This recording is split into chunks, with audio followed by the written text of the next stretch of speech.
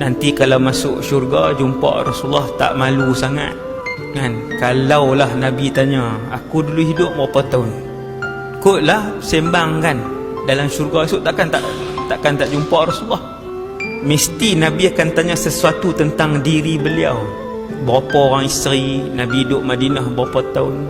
Inilah sirah. Semua maklumat yang kita dapat di atas dunia ni, kita akan bawa sampai dalam syurga.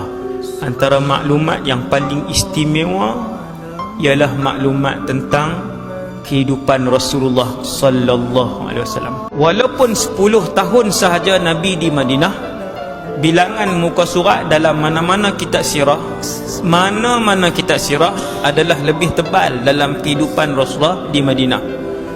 Kerana di Madinah Rasulullah sallallahu alaihi wasallam telah pun menjadi ketua negara. Tak samalah, fail banyaklah. Waktu di Mekah rakyat biasa, Rasul dan rakyat biasa. Di Madinah Rasul dan ketua negara.